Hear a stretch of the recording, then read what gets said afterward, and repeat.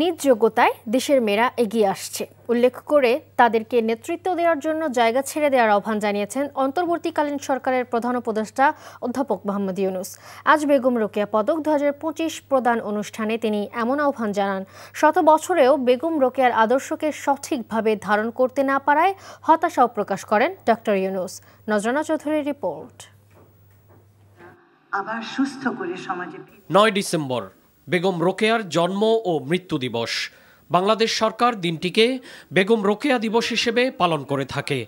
বেগম রোকেয়া দিবস 2025 উপলক্ষে মহিলা ও শিশু বিষয়ক মন্ত্রণালয় রাজধানীর ওসমানী স্মৃতি মিলনায়তনে রোকেয়া পদক 2025 প্রদান অনুষ্ঠানের আয়োজন করে। অনুষ্ঠানে যোগ দিয়ে অন্তর্বর্তীকালীন সরকারের প্রধান উপদেষ্টা অধ্যাপক মোহাম্মদ ইউনূস বিভিন্ন ক্ষেত্রে বিশেষ অবদান রাখায় 4 নারীর হাতে রোকেয়া পদক 2025 তুলে দেন। এ সময় তিনি পুরস্কার প্রাপ্তদের বেগম রোকেয়ার আদর্শকে আরো উচ্চে তুলে ধরার আহ্বান জানান। আজকে মনে হয় যে হ্যাঁ এটা তো সুন্দর কথা বলছে, সুন্দর কথা না, বিপ্লবী কথা।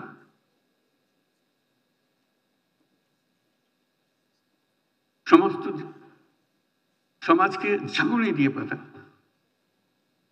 কিন্তু সেই ঝাঁকুনি বহন করে নিয়ে যাওয়ার লোক আর আসলো না। এটি হলো দুর্ভাগ্য, আমাদের দুর্ভাগ্য। বেগম রোকেয়ার মতো যেন না হয়। সুন্দর লিখে গেছেন, আমরা পড়েছি, ভালো লেগেছে। কিসসা খাতুন, ঝাঁকুনি দিতে হবে। এটা কোথাও এক জায়গা থেকে আসবে না, প্রত্যেক জায়গায় জায়গায়। অতীতে বিভিন্ন ক্ষেত্রে নারীদের অংশগ্রহণ কম ছিল, যা বর্তমান সময়ে অনেক বেড়েছে উল্লেখ করে প্রধান উপদেষ্টা বলেন, সে তুলনায় নারীদের সুযোগ সুবিধা তেমন একটা বাড়েনি। এ বিষয়ে সবাইকে নিজ নিজ ক্ষেত্রে বিশেষভাবে খেয়াল রাখার তাগিদ দেন তিনি।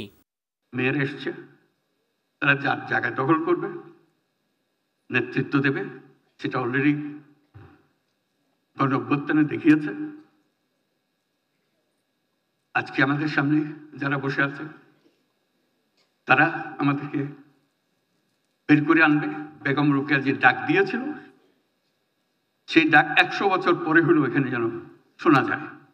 মহিলা ও শিশু বিষয়ক মন্ত্রণালয়কে নারী ও শিশু বিষয়ক মন্ত্রণালয় করার ঘোষণাও দেন প্রধান উপদেষ্টা। নজরানা চৌধুরী, এনটিভি নিউজ, ঢাকা।